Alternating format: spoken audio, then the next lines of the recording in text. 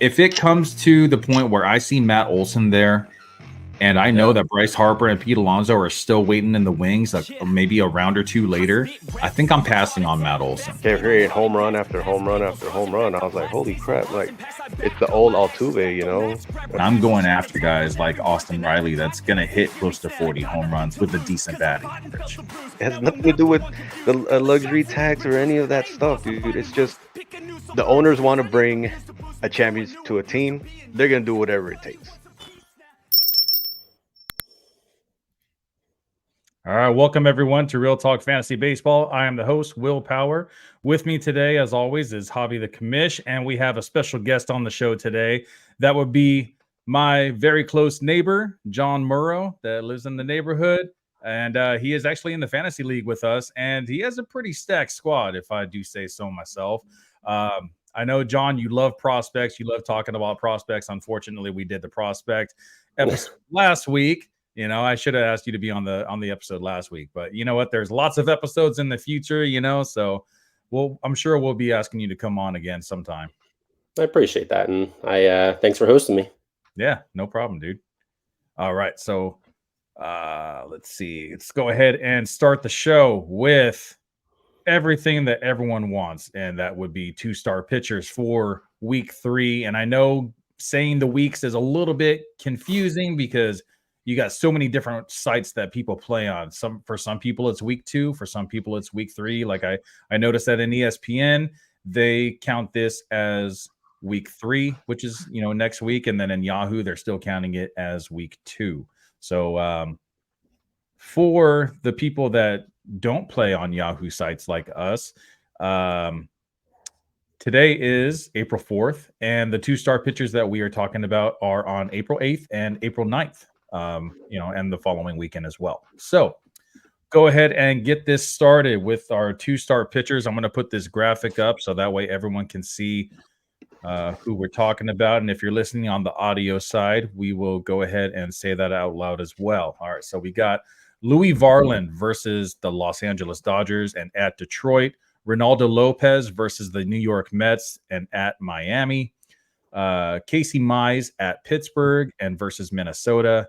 Andrew Heaney versus Houston and at Houston. Terrible. Miles Michaelis versus the Phillies and at Arizona. Frankie Montas versus Milwaukee at the White Sox.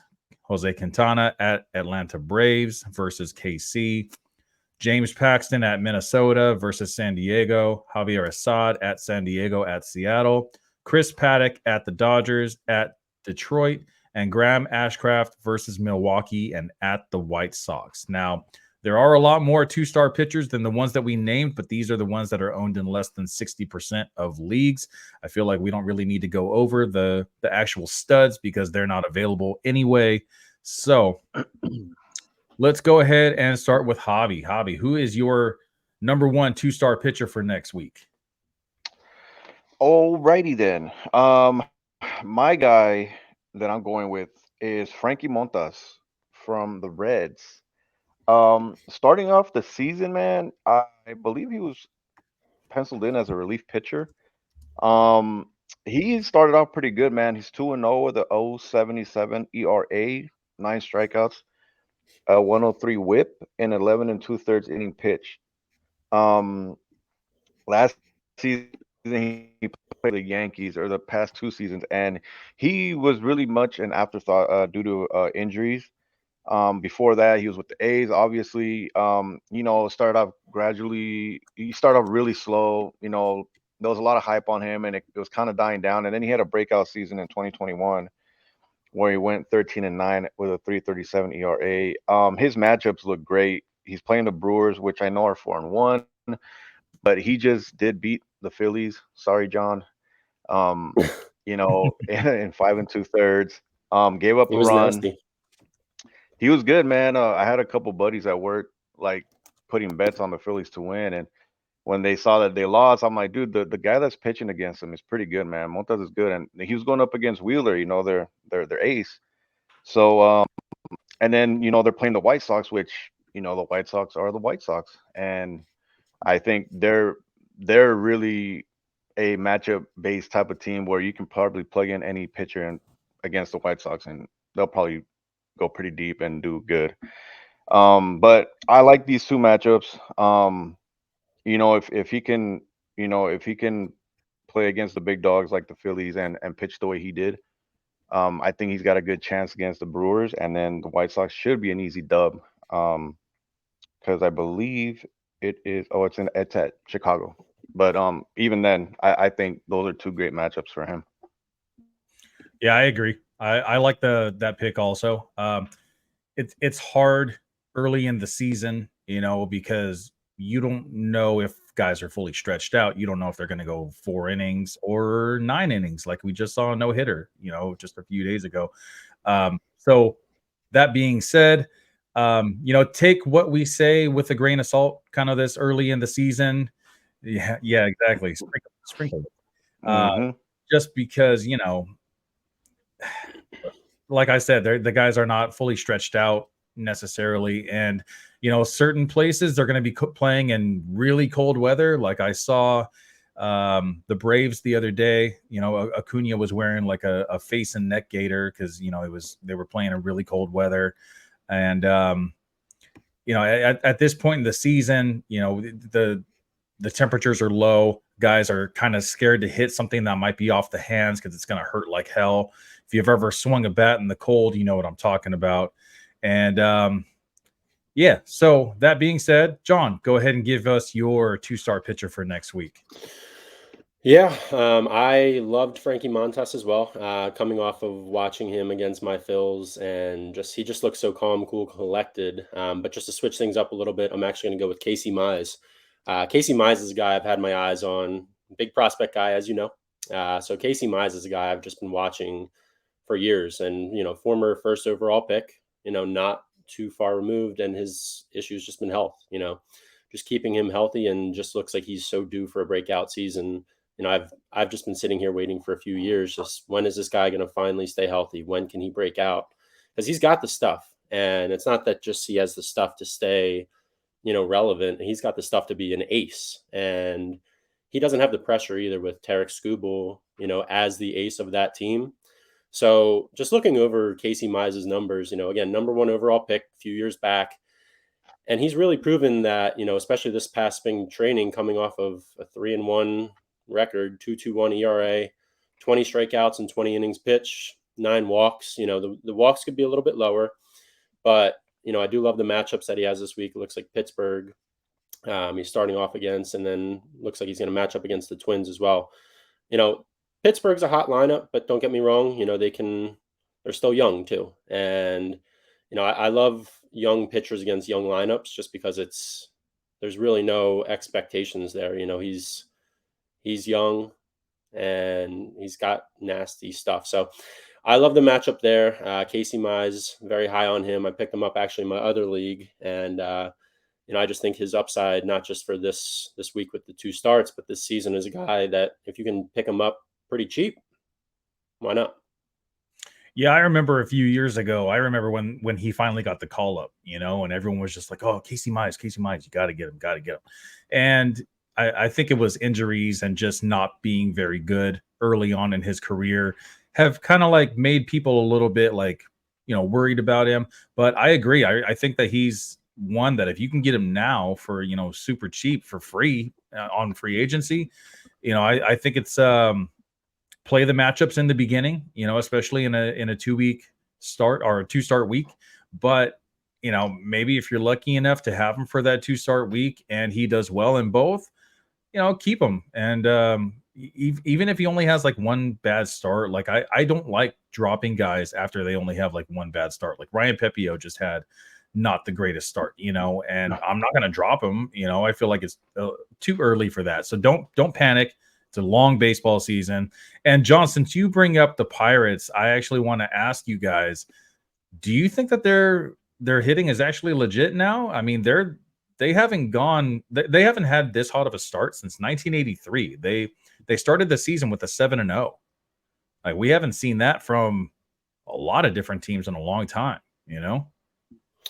Yeah, I mean, I think coming off last year, they started off pretty hot too. I think they had one of the best records in baseball up until May, and then just kind of fell off a cliff. Now, I don't think they're going to stay, this hot. I also don't think they're going to be the worst team in baseball again for the second half. So I think they have a chance at the division. I think ultimately it's going to be between them, the Reds, and the Cubs. And I'd probably pick them to finish second, but behind probably the Cubs. They're a young, good lineup, but with that, there's not much experience there. They're going to be calling up some prospects. They're going to be trying out a couple things, and with that, some of these young guys, try to do a little bit too much, try to push a little bit too much, and with all that coming around, I don't know that they can stay this hot, this relevant for this long for a whole season. So, all right, Javi, basically same question. So, I mean, what do you think about the Pirates in the National League Central in general? You think the Pirates actually have a chance to actually win the division this year? I'm kind of piggybacking off of what John said. They did start hot last season, I do recall. They do got a lot of players in there. They got did get some McCutcheon veterans. back. I think. They got McCutcheon back. Yeah, So they got McCutcheon. He's a guy there. Martin Perez is a veteran pitcher. I forgot who else they got. It was another older cat. Help me here. Yasmani Grandal. Oh, yeah, he's injured right now, so he's not playing yet, but he'll be there soon. So where I'm going with this is I believe they can help. Like John said, they're gonna be calling up a couple of prospects. There was one out there actually that I picked up, Jared Jones. He pitched pretty good his first game up. So if these veterans can kind of guide these, we always talk about this. They can guide these young guys, keep them level headed. They're starting off pretty good right now. Just keep it cool, be humble, take your wins, play the game. They can make some noise, man. I don't know about the division. The Cubs look really good. The Reds, they're kind of like Pittsburgh, right? But I could see them going maybe second in that division for sure. Yeah, I got the Cubs myself as the division winners, and it's just going to solidify that once Justin Steele comes back, from injury. I think that was a big hit to the Cubs, but hopefully he'll be able to be on the shorter side of that IL stint. I believe they said it was like 4 to 6 weeks or something like that. So hopefully it'll be closer to like 4. I did see a notification that he was throwing the other day. So he wasn't throwing hard, it was just a light toss, kind of like back and forth. But at least he's moving kind of in the right direction. So I do agree with you guys. I think that the Pirates and the Reds in 2 years are going to be just amazing. They're going to be the ones that are battling it out for winning the division. But honestly, any team that comes from the Central, whether it's American League or National League this season, there's a couple teams that have to go to the playoffs, because they win the division. But everyone knows that those are the 2 weakest divisions in baseball, and you don't really have star lineups in any one of those in any one of those divisions, or if you do have a good lineup there, the pitching has always been a problem. Now Paul Skeens is coming up, hopefully soon, before the All-Star break, maybe a little bit after the All-Star break, depending on what the Pirate situation is. I was really hoping that he would be part of the opening day roster, maybe be their 5th starter starting out, but they probably want to limit his innings, this season, because he's so young, and they don't want to have another Steven Strasburg on their hands, where they push him too hard in the beginning and he just has an injury-ridden career and ends up retiring with not much to really talk about. Although Steven Strasburg did get a World Series in 2018, so that was pretty awesome for him, even though the career is just not what everyone expected. But all right, so 2-star pitchers. For me, I'm going Ronaldo Lopez. And Ronaldo Lopez, real quick, I'm going to bring this back up right here. So Ronaldo Lopez versus the Mets and at Miami. Now, before we got on, gentlemen, we were talking about Miami, that they are just off to a crazy, terrible start. I believe they are 0-7, or I'm not sure what yesterday. yesterday. I'm not sure what yesterday's game actually had for them, but I believe they started the season with 7-7.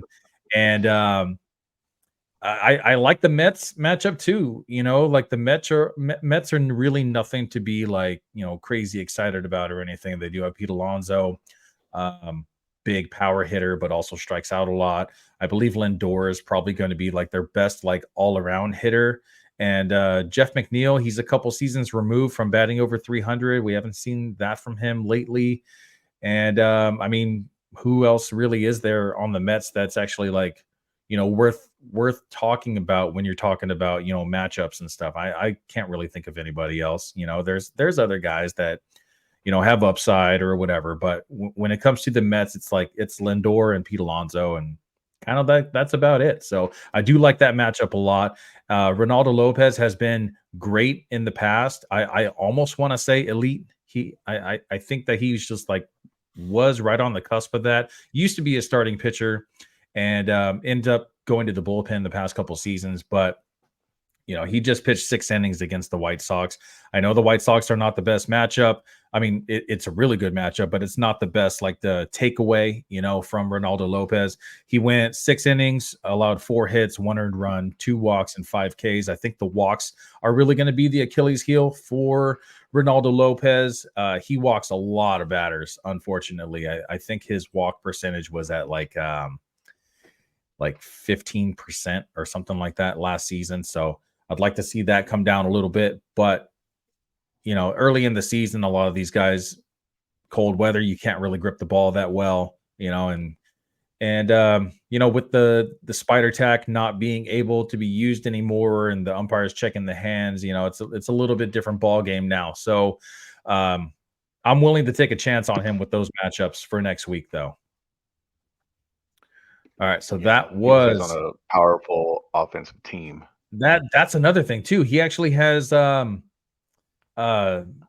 support now. It's like we're always talking about how these pitchers that are on really bad teams, but they're so good. Tarek Skubal that you mentioned earlier, and possibly Casey Mize. They play in Detroit, which sucks. It helps their ERA because Detroit is a terrible place to hit in.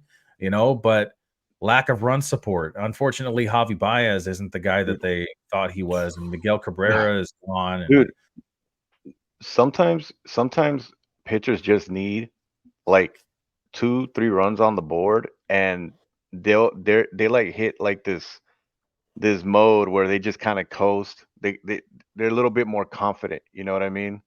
So I feel like he's one of them guys where you got the Braves line up top to bottom stack, gives me like a run, even 2-run support. I'm good, man. I got it. You know what I mean? Yeah. That's what it looks like. Well, here's hoping, right? Any fantasy team owners that have these players, All right, that's the 2-star pitchers for next week. Now we move on to injury replacements. We started with John last time. Now we'll start with Javi. So there are 2 third basemen that unfortunately are going to be out for an extended period of time. We have Royce Lewis from the Twins. Severe quad strain, they're saying. At least 6 weeks. End of April is the most likely situation that he'll be coming back. And Josh Jung, fractured right wrist after a hit by a pitch. They were saying at least 6 weeks. So middle of May, he was supposed to come back. But now they're saying that it's actually a little bit worse than what they thought. So it's going to be more like 8 to 12 weeks. So if you have Josh Jung, if you have an extra IL spot, go ahead and take it, use it up. But you don't know what he's going to be like when he gets back. And this is the type of guy that I don't really want to take too much of a gamble on because of very small sample size we've had in his major league career. So if you're worried about, should I keep Josh Jung on my roster or not? I think if you don't have an IL spot, you need to free up that spot, especially in a points league. Then I would say go ahead and do the drop and try to look for a replacement or a starting pitcher, something that's going to help your team rather than someone just sitting on the bench for 12 weeks. All right, so Javi, first replacement at the third base position. So we were talking about this. percentages are a little bit skewed at the beginning of the season. Um, a lot of people hold on to a lot of players, early on in the season. So it was a little hard for me to kind of figure out what to do to replace these two players. Um, the guy that's coming up for the Rangers, Foscue, top prospect, um, for them. I would think he would be the best bet if we're talking about what's available as far as anybody that can make an actual impact on the team. I was looking at his spring training stats. He batted 250, had a home run, 6 RBIs. Not crazy, super small sample size. Two minor league seasons in AAA, had 18 home runs and 86 RBIs with a 265 batting average, which is pretty good. Um, 87 walks, which is great, to 74 strikeouts. Um, so I think, like, for as far as like what the Rangers got going on, he'd be a great pickup if he's available. Um, they're also Royce Lewis. They called up Austin Martin from the minors. His stats aren't too great, so I'm not too crazy about him. There's a couple of guys out there that have like multiple position eligibility, like Wilmer Flores. Um, if he's out there, he's been hitting the ball pretty good. Um, Troy Lipscomb comes to mind for the Nationals. He's been kind of tearing it up a little bit, early in the season. Like I said, it's really hard to kind of see what you can get at this moment, just because a lot of teams, fantasy league wise, hold on to a lot of players right now. And as the season goes, you'll start seeing people, dropping players, and you'll see more known players out there in the waivers. But for me, those are kind of like where I'm going at with the guys. Foscue to me is probably the top guy, um, that I would kind of try to go for, just because his minor league stats look pretty good. All right, John. Third base. Who you got? There's a few guys I like. I was actually surprised. So Michael Garcia of the Royals, actually still available in 24% of leagues. That's a sneaky good breakout player for this season.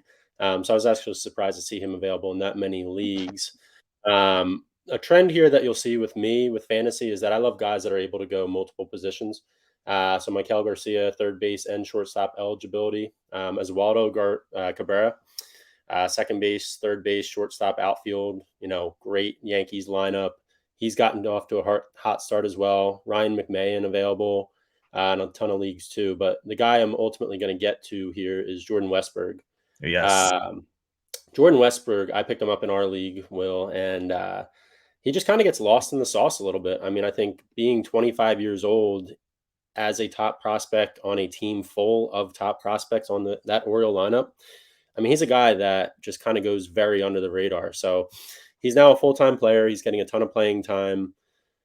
He's batting sixth in this lineup that, guys get on base, and all he has to do is get a single to get 2 runs, 2 RBIs here. So he's going to score a ton of runs, score a ton of RBIs. He's available in 48% of Yahoo leagues currently. And this spring, he batted 280. He had a couple homers. And even just looking at his numbers last year in AAA, he batted 295 with 18 homers. So, I mean, this is just a guy that's just gone completely under the radar, just getting lost with Grayson Rodriguez, Jackson Holiday. That entire Orioles lineup is kind of stacked with prospects. So I think he's going to get a ton of opportunity this year. I think he has a chance to flirt with batting, let's call it again, 280 to 300 range, and 50, 60 plus RBIs. It'll be a good year for him. So he's a guy that is available in a lot of leagues, almost half the leagues out there. Hasn't gotten the attention, but a guy that you should definitely have on your radar now. So I know that he's not really on like the most added list right now on a lot of leagues, but that's really because his roster percentage was somewhat high already. But I completely agree. I think that the obvious answer at third base would be Jordan Westberg, I think he's eligible at 2 different positions, second base and third base. So I figured that one of you guys were going to choose Jordan Westberg as your injury replacement. So I actually went against that. I didn't think Javi was going to pick Justin Foscue, but I actually picked Justin Foscue also. Multi eligibility, you got first base, second base, and third base. I'm surprised he's as old as he is. He's 25 years old, and he's he's been okay in the minors, but when you look at his college stats were great. He batted 297 with 19 home runs, 38 doubles, 67 walks to 57 strikeouts, and a 380 OBP. That was back in 2018. So college stats look great. I feel like the plate discipline is really what sticks out to me here. In 2023 and 122 games played in AAA, he had 18 home runs, 31 doubles, 14 stolen bases, 7 caught stealing, unfortunately, 85 walks to 70 strikeouts, a 266 batting average, a 394 on base percentage, 862 OPS. Now, usually with these plate discipline guys, they are extremely valuable in points leagues. The more you get on base, the more points you're going to score. But because of those 14 stolen bases and 18 home runs to go along with it, you know, a 15-15 guy with a somewhat decent batting average, hopefully he can get to like 270. I feel like that's highly valuable, you know, in any league. So first, I like Jordan Westberg. If he's available out there, I would definitely go for him. Like you said, I think he's like 40 something % available in most leagues. Justin Foscue, when I first looked him up on Monday, he was only 5% rostered, and that's about 10% now. So people are definitely catching on. You know, Westberg first, but if Westberg's not available, I definitely got Justin Foscue as well. All right, so that was for third base. Now we move on to shortstop. Matt McLain getting shoulder surgery, out indefinitely. So we have no idea when Matt McLain is going to come back. He might come back this season, you know, but we'll see. And shoulder surgery. We saw what happened to Tatis. You know, the whole steroid scandal. He was out for a year. You know, he was able to rehab through that. You know, post surgery.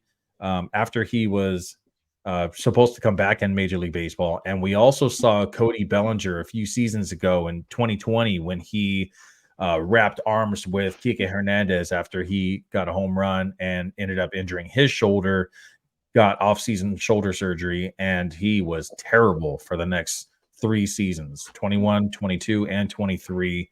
Actually, no, 23 he was good. So it was 21 and 22 that he was just absolutely terrible. And then 2023 rolls around and he joins a new team. He's on the Cubs now, and he was just raking the entire season. So when Matt McLain comes back, what type of player is he going to be? Definitely worth holding on to if you have that IL spot, you know, because shortstops are kind of hard to come by. You know, it's one of those positions that it's very top heavy. You know, the top like 10 shortstops or so are very good, but then after that it just drops drastically. So shortstop, I believe, who went first last time? Javi went first, right? Third base. I do. Yeah. I'll go first this time. I think that, like you said, John, multi-eligibility, you know, it's very important, very valuable. I got a shortstop and outfield eligible player, and that is Jackson Merrill. He was drafted in 2021, round 1, number 27 overall from the Padres. Big left-handed bat. I feel like I love looking for lefties, you know, because the league is 75% righties, and that goes for pitchers as well. So if we have a left-handed bat, you know, they're going to see a lot more right-handed pitchers. So you have more opportunities for, you know, seeing the ball a little bit better.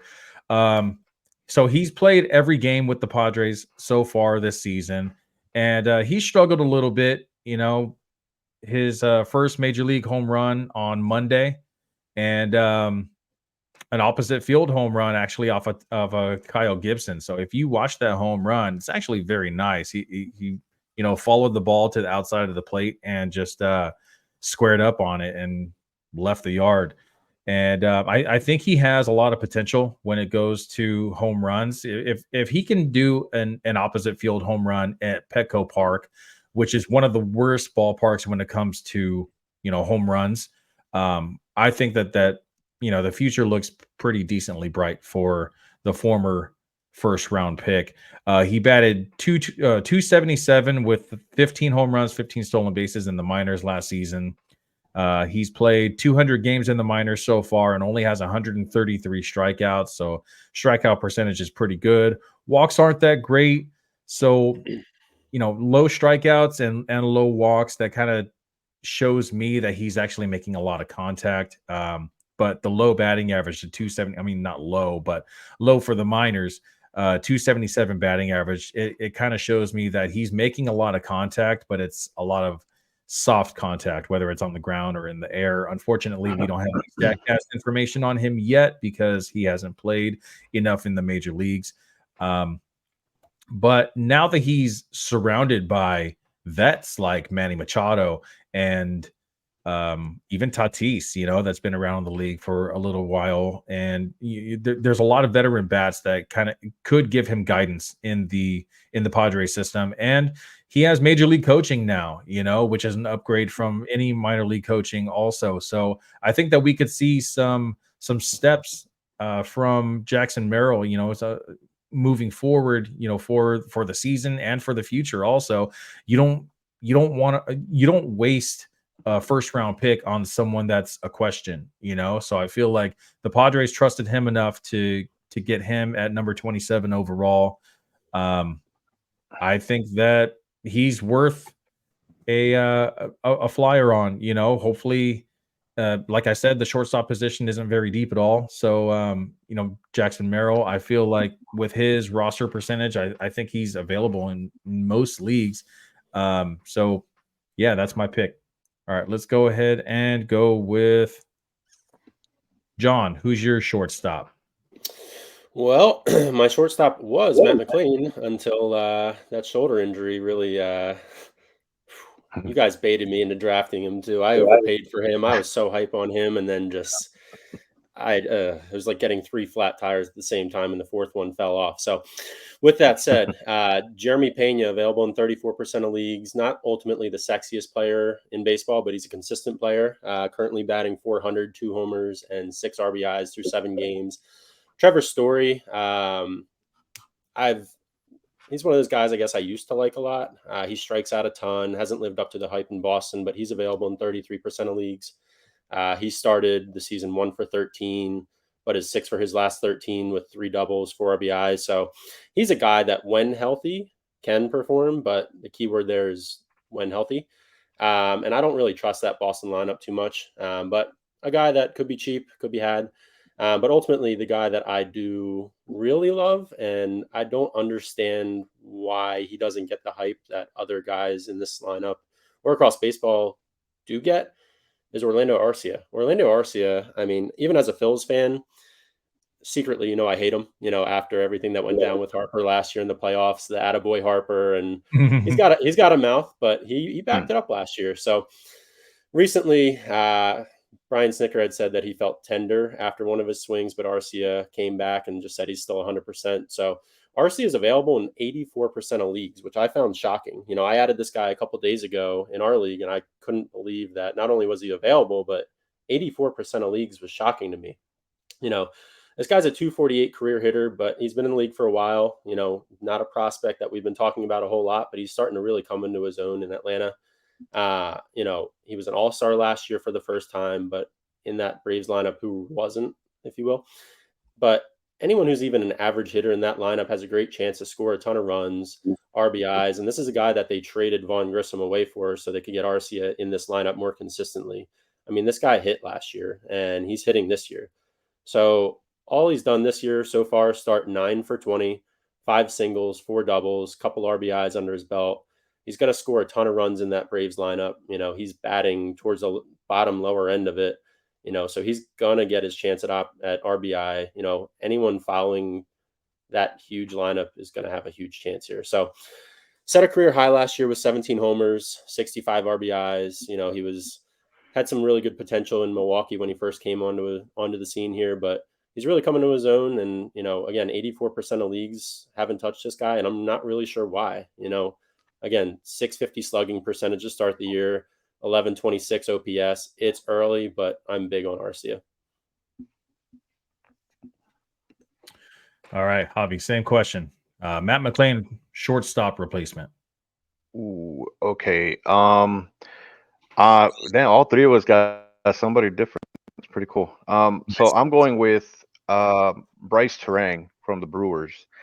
Last season wasn't that great. In 137 games, he batted 218, had 6 home runs, 34 ribbies, but he struck out 94 times, which is crazy high. But this year he's gotten off to a pretty hot start. 7 for 16 with 6 stolen bases, 2 doubles. He's batting 438, which is great. He plays in a great ballpark. He's got a good team behind him. I believe he's a second base shortstop eligible. Yeah, man, he's probably one of the reasons why the Brewers are off to a pretty good start. So that's my pick, Terang.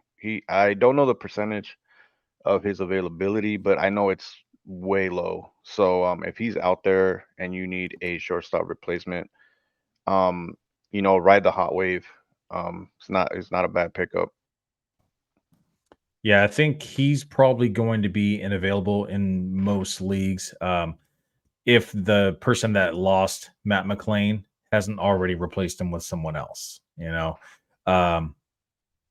I like both of your picks. I think they're both great. I actually picked up Bryce Terang in one of my leagues because I lost someone. Oh, I dropped Carlos Correa. Yeah, forget that guy.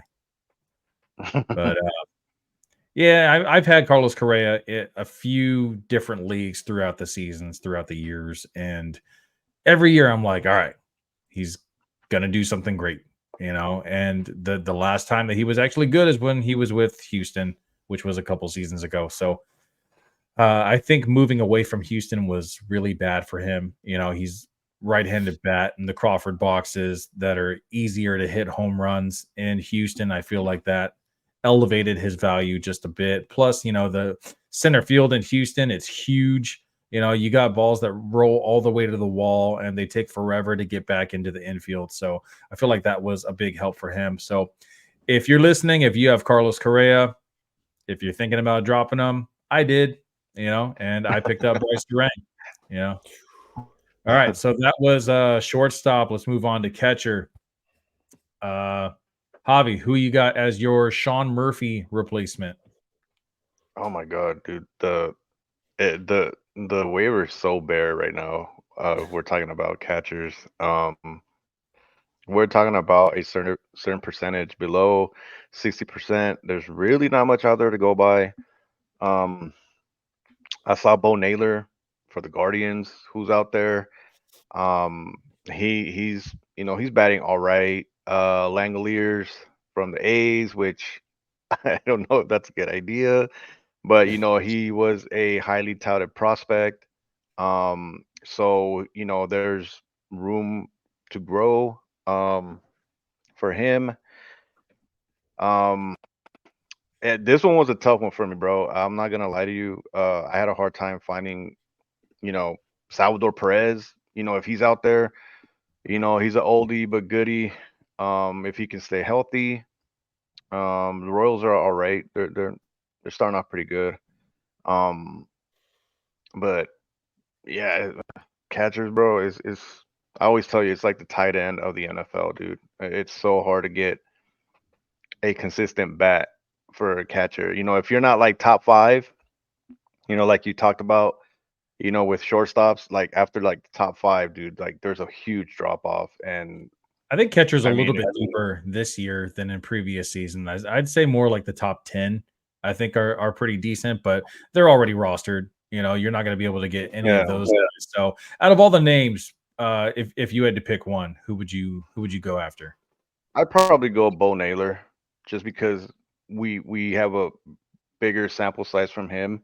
Langoliers, I believe he got called. He played a fuller season last year, I believe.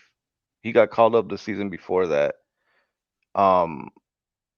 But the sample size is just not there for me. So I'd probably just go Bo Naylor or Salvador Perez, just because we know what Perez can do if he's healthy. You know, he's a big bat. You know, so on a young Royals team, okay, but I'm not too high on Salvador Perez this season. So All right, John, who you got? Got a couple guys I'd keep my eye on. Gabriel Marino is only available in 22% of leagues, so I'm not going to harp on him too much. I do like him a lot with his projection to hit 286 with 10 homers. Keibert Ruiz, available in 39% of leagues. This is a guy with huge upside, so if he's still available in your league, you should snag him up yesterday. I mean, he started the season so far 300 with a homer, a couple RBIs. He's young in a hungry Nationals lineup, but ultimately the guy I want to harp on here is Henry Davis. Henry Davis is, again, going back to that multi-eligibility, he's got eligibility to play outfield too. This guy was the first overall pick just a couple years ago in 2021 on a Pirates lineup that we talked about earlier. Is just they're overseeding expectations at this moment. So I think kind of going into the year, there was a little bit of skepticism with Henry Davis just based on the signing of Yasmani Grandal. I don't see Yasmani Grandal as the guy he was, let's call it even 3 to 5 years ago. And I think if Henry Davis can even come into his own a little bit, he's going to, Grandal is just going to be his backup. So Henry Davis, if you look at his stats when he was drafted in 21. I mean, Henry Davis batted 370 with 15 homers for Louisville in 2021. And there's a reason this guy was the 1-1 overall. So having multi-position eligibility, huge upside, Pirates lineup, and he's available in 78% of leagues. This is the guy that I'm targeting. All right, I like it, guys. All right, so we actually all have 3 different choices at the catcher position. Also, so I thought that the obvious answer was Luis Campusano, which is why I didn't pick Luis Campusano, but I do definitely recommend him in a points league because he has no power, no speed, but he's 300 batting average basically every single season, and he plays in a really good lineup. So terrible ballpark, but you're not expecting home runs from Campusano anyway. So in a points league, I'm going Campusano. My second choice for points league and my first choice for categories league, I'm going to say Travis d'Arnaud, who is the backup for Sean Murphy, the catcher that some people lost last season. He actually played 74 games before he had a concussion, and then he was out for the season. And he did have 11 home runs in those 74 games. So I feel like if you're searching for home runs, Travis d'Arnaud is probably the one out there that's going to be, hitting some bombs at the catcher position, for all the ones that are actually available out there. And in 2022, he played 107 games. 268 batting average with a 319 on base percentage, a 791 OPS. That's pretty decent for a catcher, close to 800. 18 home runs with 25 doubles, 19 walks to 90 strikeouts. Now that's the reason why I don't really like him too much in points leagues, which is why I chose Campusano over him. Only 19 walks to 90 strikeouts. That's pretty crazy, man. That's why his on base percentage is so low. So yeah, I got Travis d'Arnaud in categories, and I got Luis Campusano in points leagues. All right, so that was the catcher position. Moving on to our final injured player, who we mentioned earlier from the Cubs, Justin Steele. And like I mentioned, he was already starting a throwing program. So, and he hasn't really been out for that long. I think maybe he'll make one rehab start, if that, and then he'll end up joining the Cubs rotation. But we've seen in the past before when guys are only out for, the minimum or a little bit longer. Sometimes they don't even need a rehab start. They just join the big league club right when they're cleared by the doctors. So the one pitcher that I want to talk about the most is Garrett Crochet. If he is available in any of your leagues, add him now. He shouldn't be available anywhere. Shouldn't be, but there are a lot of leagues where he still is available. So if you are wondering about that one pitcher that you don't know if you want to drop, or one hitter that if you don't want to drop, I would say go out and get Garrett Crochet. This dude's had 2 starts so far. His first start, he looked great. But then you think it was versus Detroit, so you don't really think anything of it, right? But then he goes out and he does basically the same exact thing to the best lineup in the league, the Atlanta Braves. He goes 7 innings, allows 3 hits, 1 earned run, which was just a solo home run, 1 walk to 8 strikeouts. Like, if you're going to do that against the Braves, the Dodgers, any one of those star lineups like that, like, you got to pick this guy up right away. Who knows what the future has in store for Garrett Crochet? Maybe he could be a bust, but you don't want to be the one that was like kicking yourself after because someone else got him and you didn't. So if he's available, go out and get Garrett Crochet. So that was my pick for the Justin Steele replacement. Let's go, John. Who do you have for your starting pitcher replacement? Yeah, I kind of want to just piggyback real quick off of Garrett Crochet there. I mean, I think coming off when he first came into the league, just electric stuff, and just kind of reminded me a lot of David Price. David Price came in, and if you remember back 2008, he really made his appearance he hit the stage on the playoffs and even against the Phillies in the World Series. And Garrett Crochet has that same kind of stuff, electric lefty, real electric stuff. I just didn't think he had the stuff to be a starter, and so far is proving so. So impressive start, Garrett Crochet. A couple guys I do want to talk about, though, not to steal your thunder on that front, but I mean, I think the obvious answer here right now maybe would be Ronel Blanco, coming off of a no-hitter against the Blue Jays for the Astros. This is a guy that I don't expect to be, I'm not going to be sitting on this guy all season or anything, but you can catch electric in a bottle here for a couple starts. His stuff looked nice. He was, again, if you're no-hitting the Blue Jays, that's not like no-hitting the White Sox either. He's available in 65% of leagues now. Again, proceed with caution. He pitched 17 games last year, 5.99 ERA. So not expecting him to be some huge breakout sub ERA guy, or sub 3 ERA guy. But, if you can ride him for a little bit, why not? Christopher Sanchez, I'll go with the hometown kid for now, available in 31% of leagues. Nasty changeup, getting a ton of run support. He was coming off a nice 5-inning outing, and he's going to get, like I said, a ton of run support, and which should lead to a lot of wins. The one guy that I will stick with, though, here, all said and done, is Max Meyer. Max Meyer, again, another prospect that had injury issues. Top pick just a couple years ago, huge upside. He's available in 53% of leagues. Now, coming off Tommy John surgery is always difficult, but he started 35 games in the minors, 2.77 ERA just a couple of years ago, 199 strikeouts and 172 innings pitched. So Max Meyer, I think, the Miami Marlins just know how to pump out pitchers.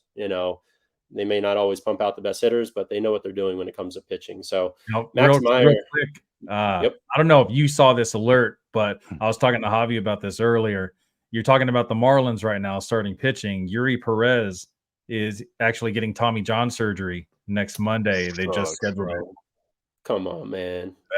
Big hit, man. So for those Yuri Perez owners, drop him right now. There's no point in holding on to him. This surgery is at least a full year for starting pitchers' recovery time. And even next year, he's probably going to be on 100 inning limit. Not next year, because he's probably going to join the rotation halfway through the season. But yeah, I think it's time to drop Yuri Perez. Sorry for interrupting you real quick. That was just some breaking news that we got earlier today. No, and I think if anything, that kind of solidifies Max Meyer's spot in the rotation, even if he does struggle a little bit. Definitely. That definitely ruined my day a little bit there with the Yuri Perez, though. I didn't see that one yet, and I love me some Yuri Perez. He's just nasty, man. but those flamethrowers, and he was on an innings restriction. I should have listened to you a little bit more and avoided him. I overpaid for him a little bit. I told you, man. I told you. Coulda, shoulda, woulda. What are you gonna do? What are you gonna do? Hey, upside is upside, right? Sometimes the risk is worth the reward. unfortunately for Yuri Man. Perez. It wasn't unfortunately for Matt McLain. It looks like it wasn't either. All right. That's crazy. Prospects are suspects until proven. Yeah, seriously. Hey, but sometimes you get a gem, man.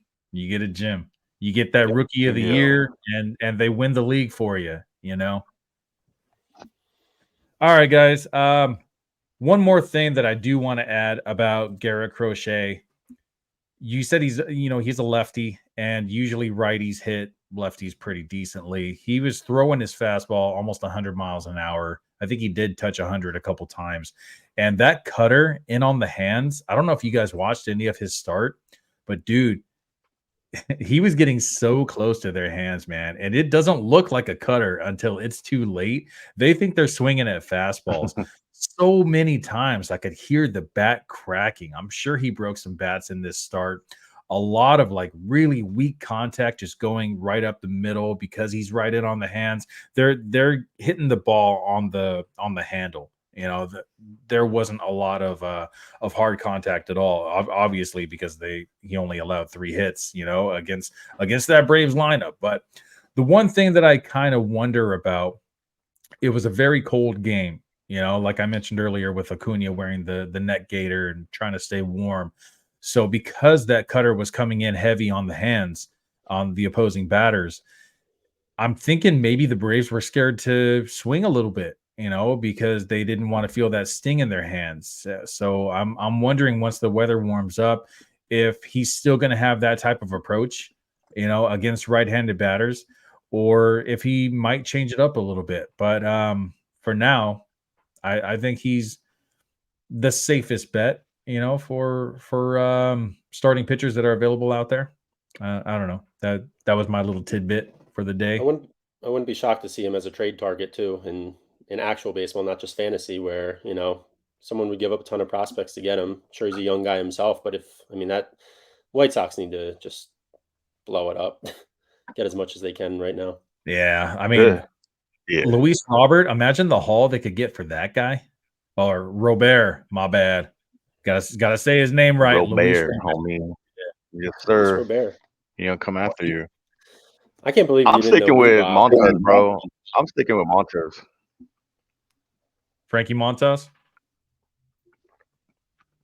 For Justin Steele, the replacement, you skipped me. Oh, I did? Though. I'll let it slide. My bad. I thought I got you first. But I was just gonna say I'm sticking with Frankie Montes just because he's starting off real good, and we kind of know, what kind of pitcher he is. And he's a 2-star but pitcher next week. But to put my little tidbit on this Marlins situation, man, can you imagine if they had a healthy roster of pitchers, right? You got Yuri Perez, you got Cabrera, Max Meyer. Trevor Rogers was pretty good a couple seasons ago. I don't know how long ago, but dude, if they would have had like those healthy prospects up there, that would have been a great pitching rotation, man. Oh my god, Sixto Sanchez. too, man. Yeah, flamethrowers, Sanchez. dude. That could have been another one. Flamethrower. Hey, and we can't forget R.A.P. Jose Fernandez. Yeah, that could have been their ace for years to come. I don't even know if he would have hit free agency yet. He might have still been like at like the end of his original like rookie contract. Yeah. Plus, they traded Pablo Lopez too. I mean, they just what do they pump do? pitchers out, man. Yeah, that was all the Jeter moves when he took over. Getting rid of Real Muto, getting rid of so many good players. Stanton, they dodged a bullet with Stanton right there. That was a huge contract that they easily avoided, because the Yankees wanted big power in their lineup, but unfortunately this guy strikes out 387 times per season and he bats under the Mendoza line all the time. And yeah, he'll get you 50 home runs when he's healthy, but when is he healthy? Like, when's the last time Giancarlo Stanton actually played a full season? We're lucky to get 80 games out of him. So I do like him a little bit right now because I think he's motivated. Brian Cashman basically coming out and saying, when's the last time this guy's been healthy and what are we doing with him? I think Stanton came out in the best shape of his life and just started he hit 2 home runs the first week or so. Yeah, I did see a picture of him. He lost a lot of weight. It looks like Yeah. he's like on like a nutrition program and probably working out a ton too. But this guy running around in the outfield all the time, he needs to be their permanent DH if they want to keep him healthy. He's like a Mike Trout, like neither of these guys can really stay healthy, and when you put them on the field, they end up getting hurt every single season. So if they're smart, if they really do want to keep him healthy, he's got a DH. But then you got another problem with Aaron Judge, who's also injury prone and who also needs to play DH once in a while to get off his big ass size 18 feet.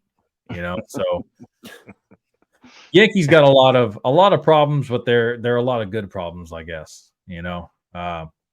Unfortunately, with Garrett Cole, that one's not a good problem. That is a terrible problem because now they have no ace until Garrett Cole comes back. But all right, so anything else you guys want to add? Injury replacements, 2-star pitchers. I got one. What's that? We have to talk about Oakland, the Oakland Athletics leaving Oakland after this year. Yeah. They're going to play in a AAA ballpark for 3 seasons before going to Vegas, as if they're not just kicking Athletics fans one more time in the shorts on the way out. I mean, they're playing in Sacramento from 25 to 27 in a AAA ballpark. Why can't not that ballpark's not nicer, I'm sure, but yeah, why can't they just play at the Coliseum for just a couple more seasons until they move to Vegas? Like, what's the big deal? The city was trying to get them to stay anyway, Yeah. So is this 100%? Is this final now? Because it's final now. I keep on hearing things going back and forth about, the mayors and their I just want to make sure like everything's actually like signed off. Like, yes, they are the Las Vegas Raiders, the Las Vegas Athletics. Actually, I did see today that they're not even using the Oakland A's or the Sacramento A's or Las Vegas A's. They're just going to be the A's. Just like the Washington football team. Yeah. They're not taking any city's name right now. That's kind of a slap in the face to Oakland. They should at least keep their Oakland name until they make the move. Yeah, I'd be pissed if I was a fan. Yeah. It's really weird. Yeah, a lot of people are talking about how the A's have like a lot of fans. I know one. I know one A's. I know none. And living in California for 35 years, you would assume that I would have met like a few of them. I know a lot of Giants fans, which is only a couple hours away from Oakland, but one Oakland fan out of, living in LA for 35 years. I don't know. That's crazy. I don't think that Oakland really has the following that a lot of people think they do, or maybe you just got a lot of bandwagoners that are only going to be fans when they're actually winning, and they haven't been winning in 20 years. I think it's more along the lines of like the older generation, the older cats that were there back in the day. The newer kids nowadays, they're all about the Yankees or the Phillies or the Dodgers or the Astros. They're not looking at. They're like Oakland. I didn't even know they had a baseball team. Yeah, well, not anymore. Yeah, exactly. Yeah, I mean, it's hard to root for a team where you're bringing up guys like Matt Olson and Chapman. Dude, everyone that's good, they're just gone the second they get good. How can you root for that? Will, remember we were talking about how you like on the intro how I say about the teams putting out the money in order to get a winning team.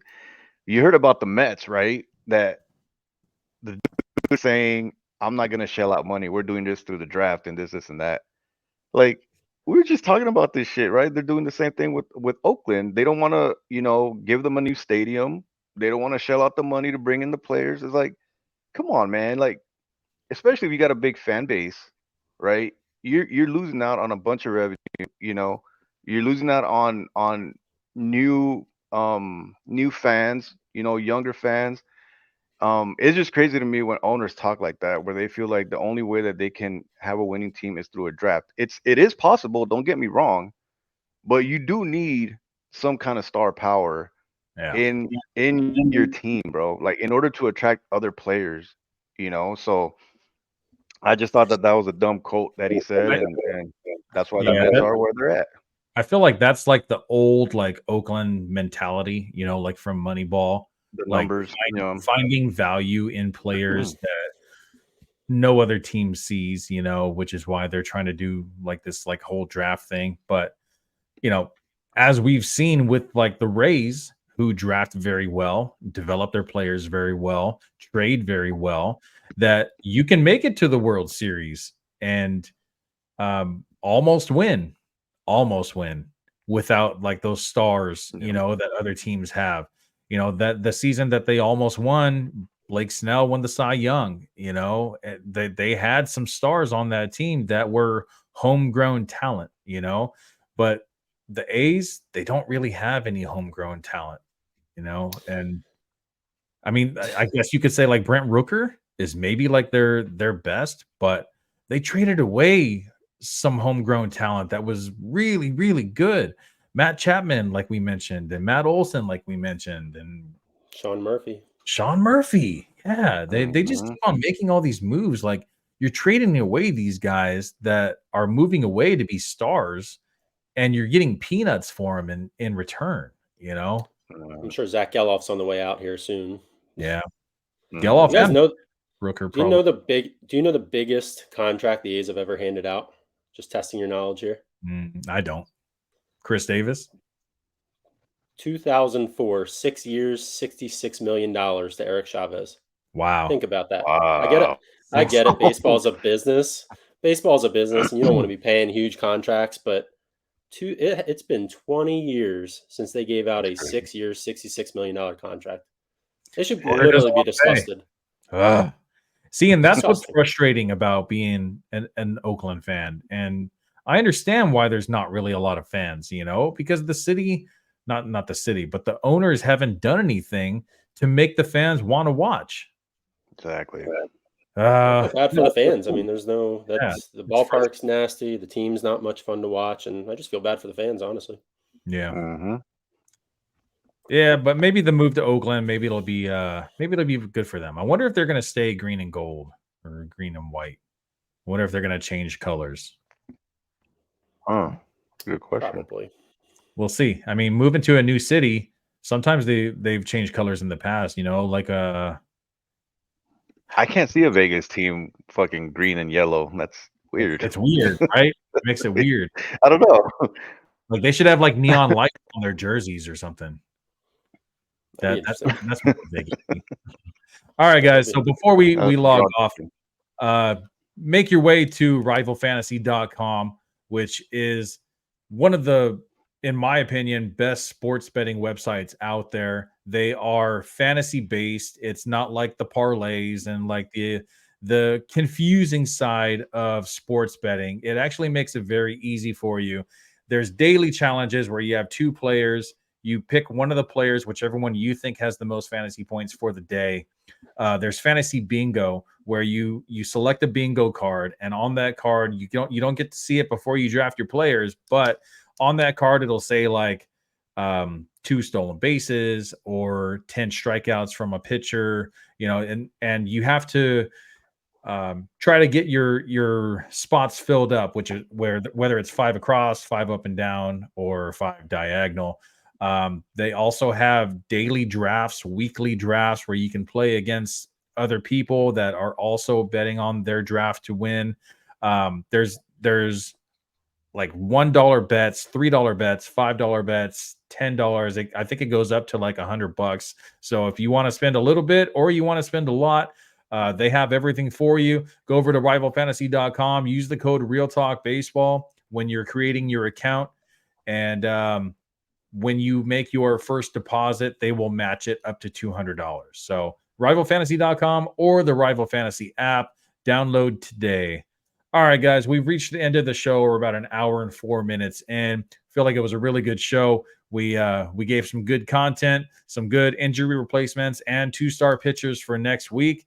For Javi, John, and myself, thank you everyone for joining. Make sure you hit that like and subscribe button, and we'll see you guys next week. See ya. See you guys.